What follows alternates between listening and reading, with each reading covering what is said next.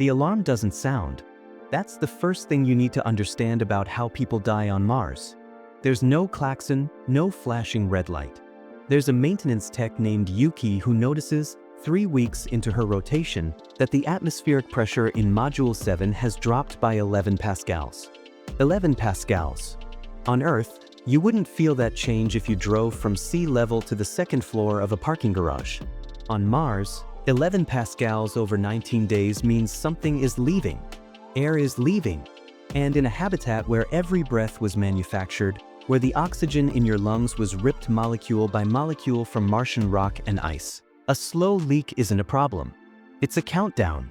She spends 4 hours with an ultrasonic detector, crawling along seams, checking every viewport gasket, every cable pass-through, every hatch seal. The leak isn't at any of them. It's in the wall itself, a stress fracture in a weld joint, invisible to the eye, bleeding atmosphere into the Martian night at a rate of about half a gram per hour. The repair takes 6 hours, 3 people, and a consumable sealant cartridge that cannot be manufactured on Mars. 1 cartridge down. 47 left in inventory. Resupply is more than a year away. This is the reality that lives underneath every artist's rendering of a glass dome city on Mars. The vision is seductive, crystalline structures catching the salmon-pink sunrise, humans walking freely under curved, transparent ceilings, a new civilization announcing itself to the cosmos through architecture. It's a beautiful image. It's also, in almost every practical sense, a fantasy. Not because we lack ambition, but because Mars is trying to kill that image in at least 5 different ways simultaneously, and glass domes fail against nearly all of them. But before we talk about why the dome doesn't work, we need to talk about why the city does. Why humans keep pushing toward permanent settlement instead of simply sending robots and flags.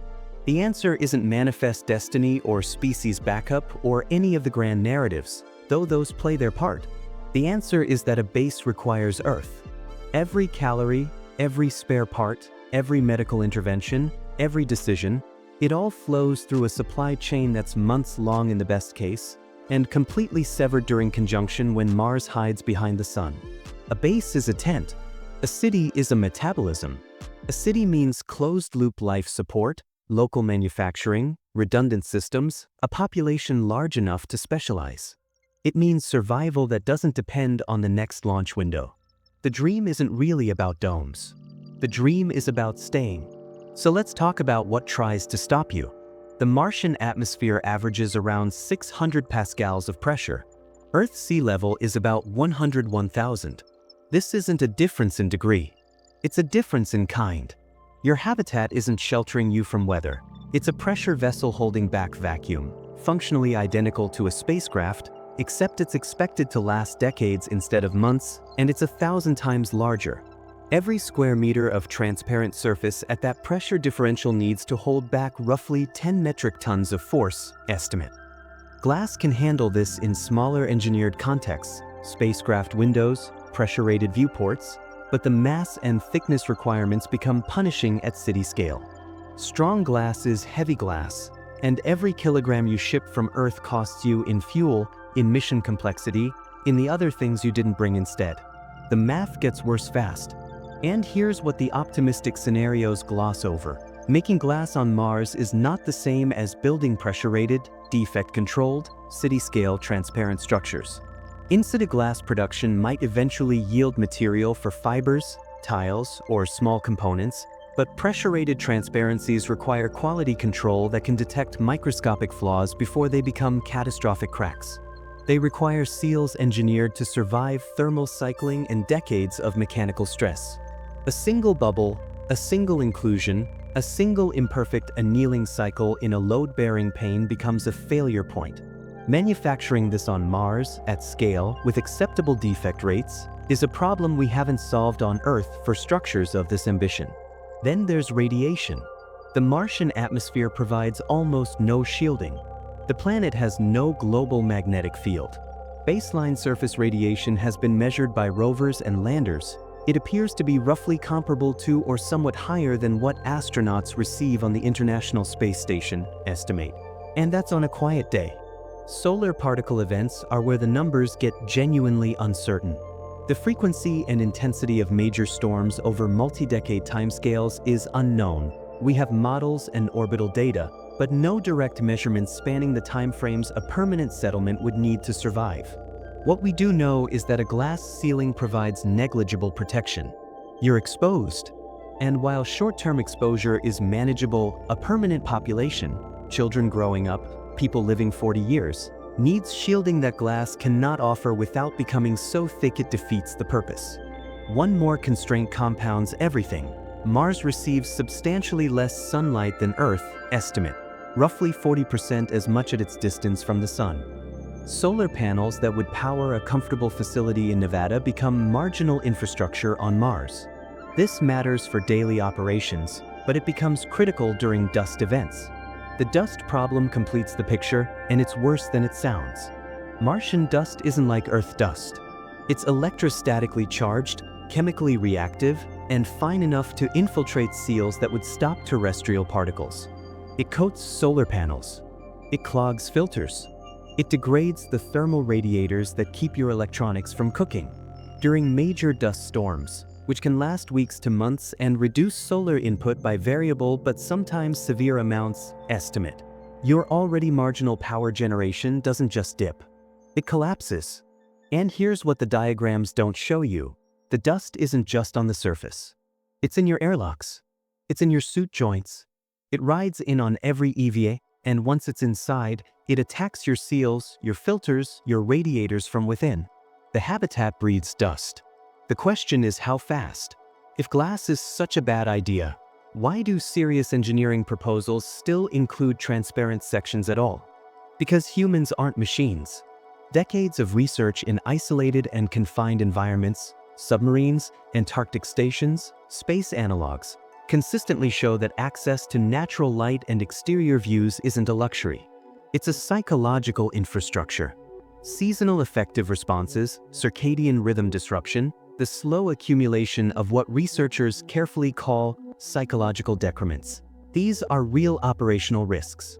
So credible designs don't eliminate transparency. They minimize it severely and protect what remains. Small viewports with radiation filtering laminated glass, recessed behind regolith berms that block direct particle exposure. Light pipes channeling filtered sunlight into buried spaces through armored collectors. Perhaps a single commons area with a heavily reinforced transparent ceiling, not a sweeping skylight, but a modest, multiply-redundant window sized for psychological meaning rather than architectural coverage.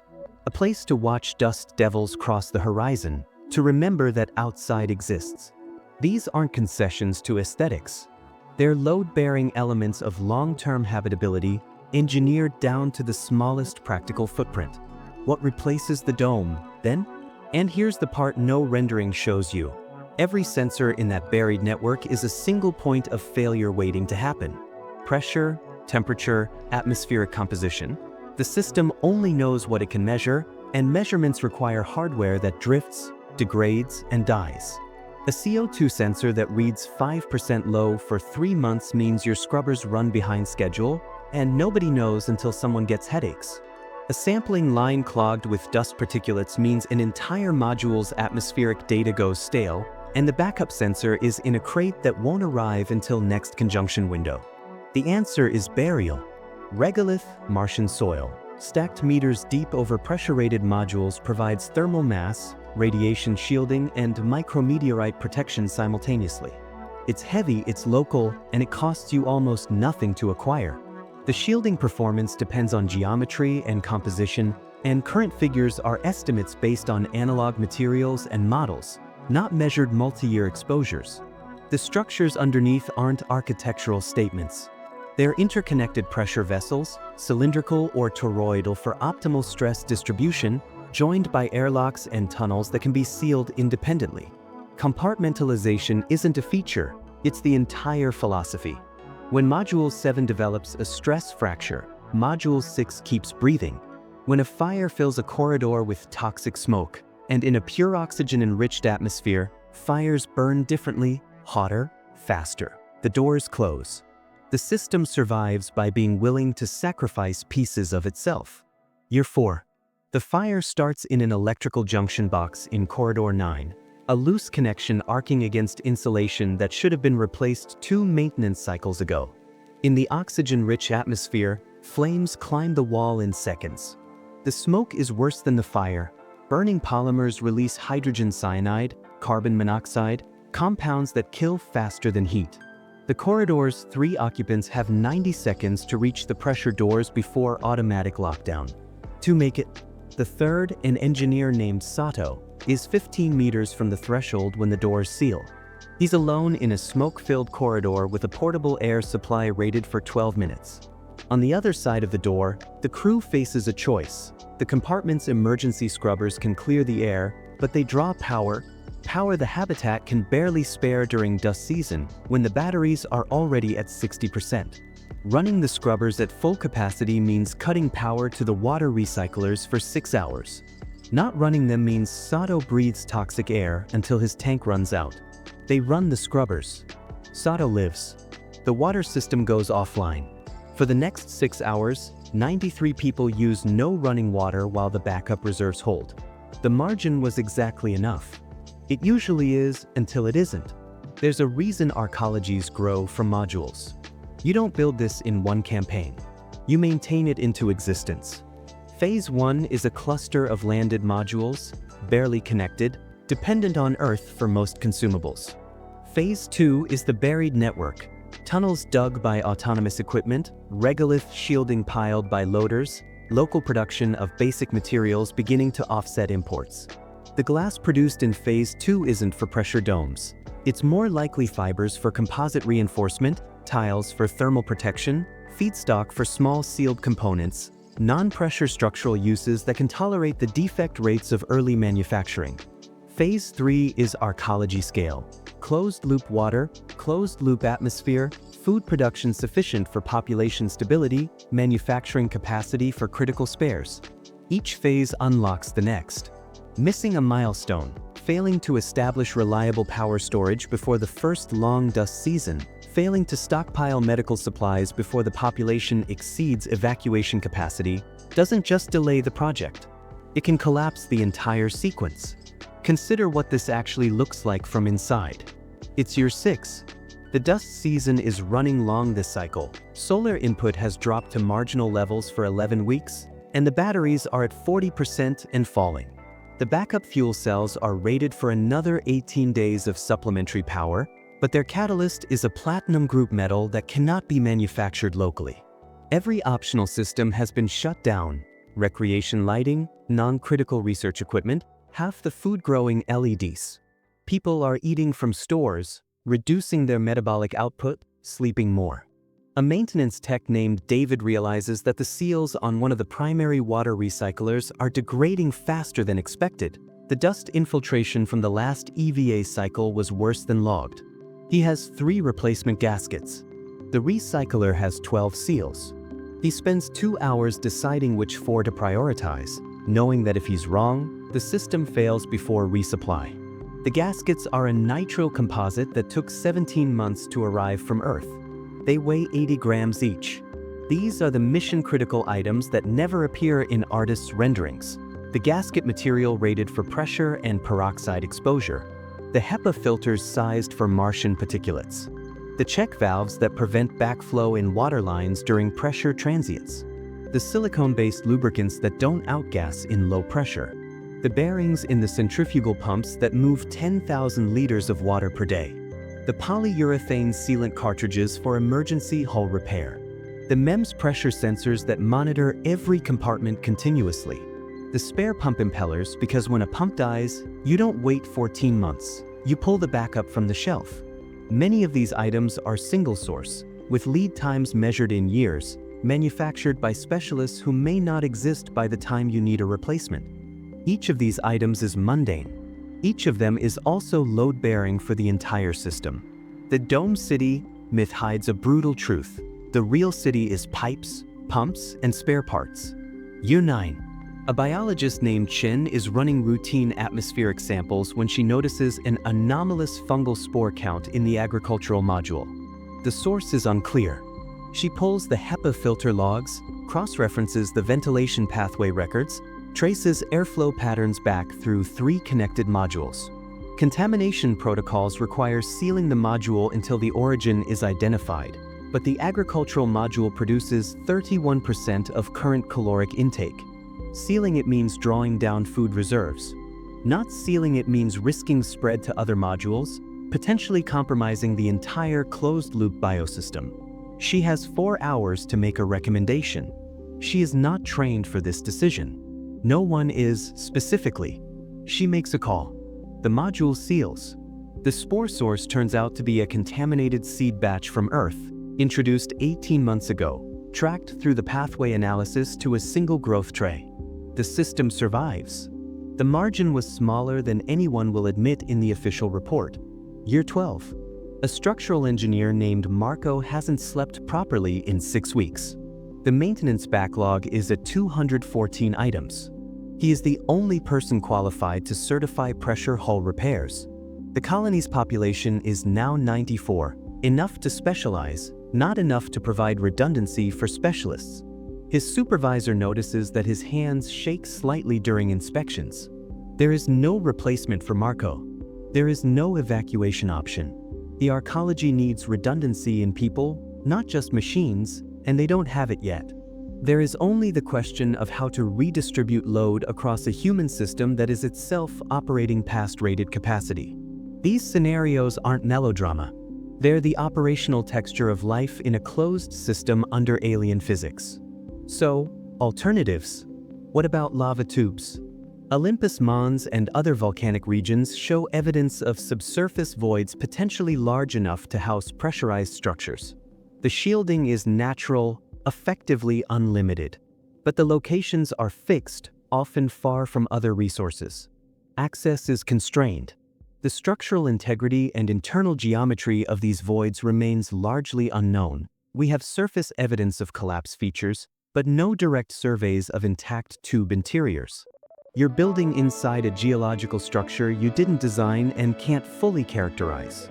The approach has genuine merit for certain applications, but it trades one set of constraints for another.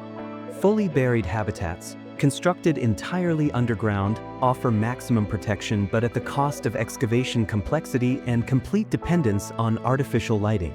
Distributed surface modules, the current paradigm, are flexible but limited in scale, vulnerable to the constraints we've already described. Each approach has a failure envelope. The buried arcology isn't obviously superior. It's a bet on a specific set of trade-offs. The honest case against building this is short and brutal. The mass requirements are staggering. The timeline is measured in decades. The failure modes are novel and poorly characterized, and the entire project depends on supply chains and institutional continuity that have never been sustained for this duration. We don't know if closed-loop life support works at city scale for multi-generational timescales. We don't know if the human organism adapts to 0.38 gravity or slowly deteriorates in ways we won't detect for years. We are proposing to build the most complex machine in human history on a planet months away, using technologies that don't yet exist, and staffing it with people who will be unable to leave. The case for building it is also short. The alternatives are either don't go or keep sending flags and robots forever. If the goal is genuine expansion, a second branch of civilization, a hedge against single-planet risk, a test of whether humans can live beyond Earth at all, then something like this has to be built eventually. The question isn't capability, it's commitment. The key question isn't can we build it, but whether the system can survive a months-long power squeeze, a contamination event, a loss of resupply. The answer requires building the thing and finding out. The realistic middle path is probably slower and uglier than anyone wants. 20 years of robotic preparation, building up caches and characterizing sites. A first crewed mission that's really an extended stay, not a base. Gradual expansion tied to demonstrated milestones, closed water loop verified through a full Martian year, then closed atmosphere loop, then food production at 50% of caloric demand, each unlocked only after the previous one has operated successfully through dust season and conjunction. The build path is the project. Skipping steps costs lives. In the end, the verdict isn't about beauty. It's whether this system beats the alternatives on risk, mass, and human survivability. What you'd see, standing inside a real Mars city 50 years from now, wouldn't look like the renderings. It would look like a machine that people live in, corridors humming with air handlers, walls lined with conduit, a commons area with a single reinforced window where off-shift workers gather to watch the sunset paint the dust pink and gold. The light comes mostly from LEDs tuned to circadian rhythms. The air tastes faintly of ozone and recycled moisture. Somewhere, a pump is running. Somewhere, a tech is checking seals, watching for the next 11 Pascal drift that means something is leaving. The city, if you can call it that, isn't a place you build and finish. It's a practice. An ongoing negotiation with physics that hates you, conducted by people who chose to be there anyway. It won't be glass. It won't be beautiful in the way we imagined. But it might be real, and in the end, that's the only question that matters. Not whether we can make it gleam, but whether we can make it breathe year after year under an alien sky and call that improbable machine home.